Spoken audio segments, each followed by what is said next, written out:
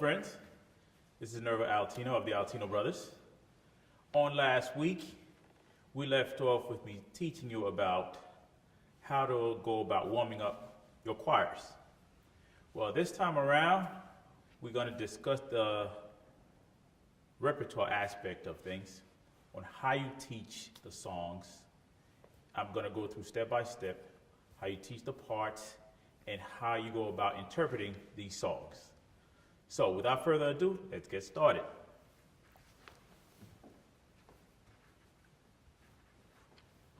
Let's take this song, Come Thou Fount of Every Blessing.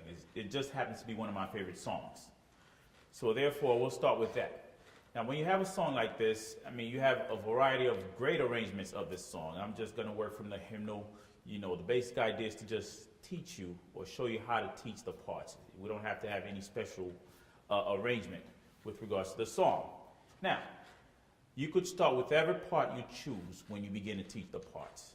You could start, I usually start with sopranos if I feel that, they need most help. Some others could start with basses. It all depends. But let's just start with the sopranos. Okay, Come Thou Fount of Every Blessing. So the first thing I do is personally, I go through the parts without any diction, without any concern with regards to phrasing, because I feel that when you do these things at the same time, unless you're dealing with a choir that is very musically inclined, it's probably too much information for folks to gather at one time. So take it step by step, okay? Go through the parts without being concerned about anything else. Other things will come after. Now, I'll start with the sopranos.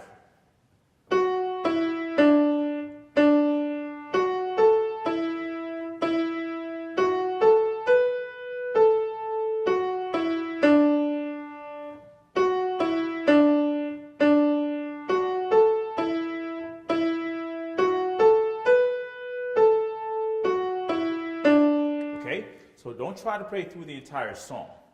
Play through one or two phrases at least once or twice, depending on how difficult it is. You should probably, if it's very difficult, you can do it 2 to 3 times. So once the section hears the part, then you go through it with the sections.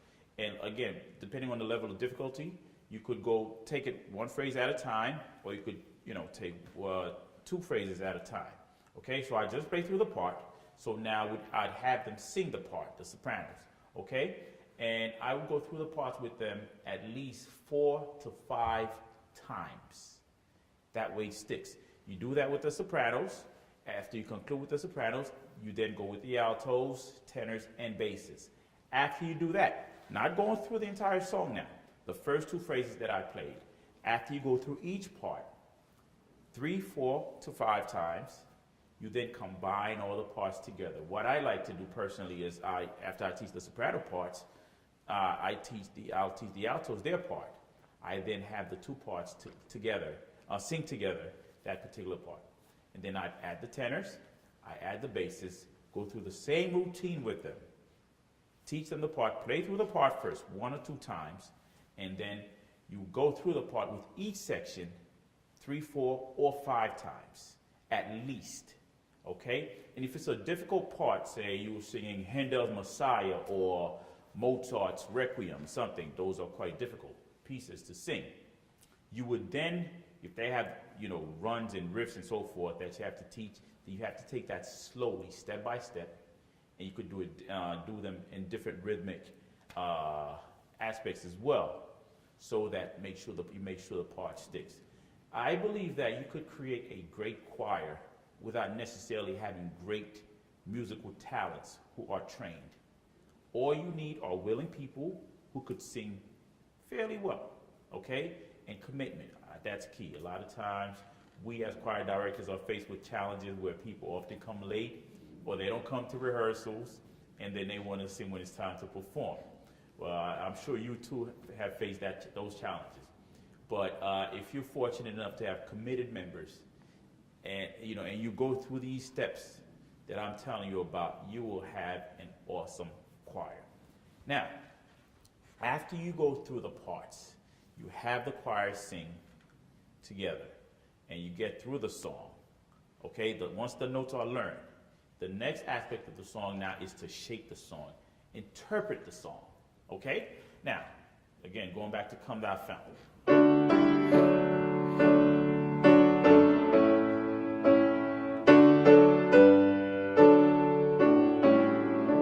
Okay, it's just a simple arrangement of it. It's just a hymn. Now, first thing you have to do is go through the diction. That's important because people have to know what you're singing about. I always tell my singers, singing in a choral setting is just like an actor or actress acting on TV. When this actor is in character, whatever is told to them or whatever they're trying to convey to their audience, it's always exaggerated. Okay? They have a surprised look, or they'll have an anger that comes through whatever situation there is within the movie or show that they're filming. They always exaggerate the reaction. It's the same thing with singing. Everything must be exaggerated. Whatever you exaggerate on stage will sound normal to your listener. Okay? Now, key point is, when you're going through your diction, always focus on consonants and vowels. All right?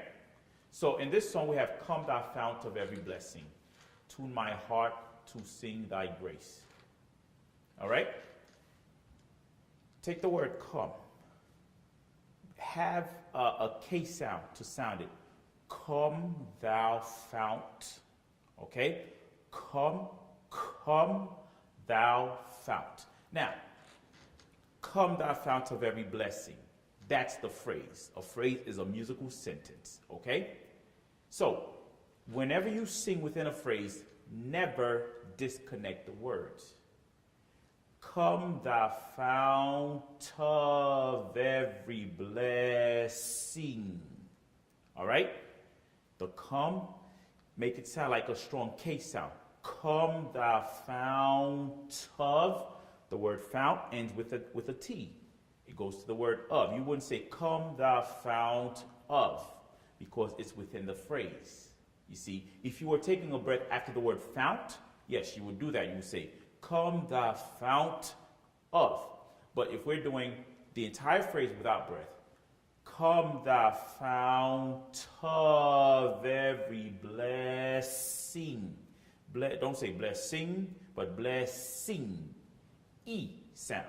Again, you focus on consonants and vowels. Now, another aspect of interpretation is phrasing. How you approach a phrase, okay? How you attack the phrase. Come thou fount of every blessing, tune my heart to sing thy grace. All right? That's the key to doing it. The way you approach the phrase and the way you end the phrase. Now, a regular singer who's not necessarily musically inclined, who is singing this, would do, come thou fount of every blessing, tune my heart to sing thy grace. Okay? And that's how, people who aren't necessarily musically inclined would sing it, and it's quite normal. All right? There's beauty in music, no matter what level it's on.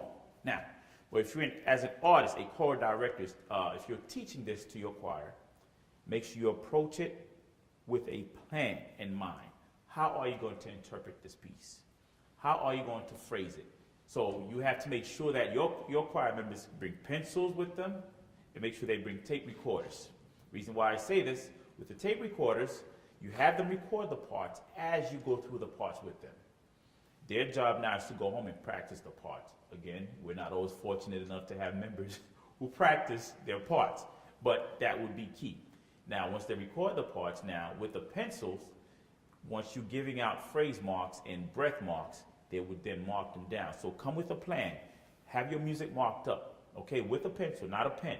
You may change your mind, depending on what you want to do. You may change a breath mark here or there, so you want to be able to erase it. So you have your pencils, you mark down your phrasing and all your breath marks, and you let your choir members know this is where we're going to breathe. That way, when it's time to conduct and lead, you don't have to worry about it because it's all written there, So it's just a matter of them following you and following their music. And that is the hallmark, of creating a great choir. I hope these tips have helped you. All right.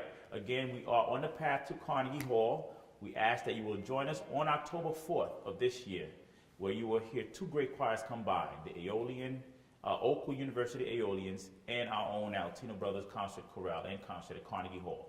We are still accepting donation for the concert, so if you feel free or feel moved to give a donation, we will gladly accept it. Go to our website, www.thealtinobrothers.com.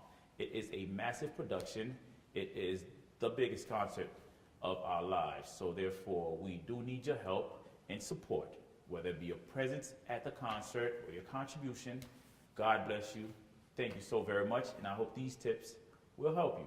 Take good care.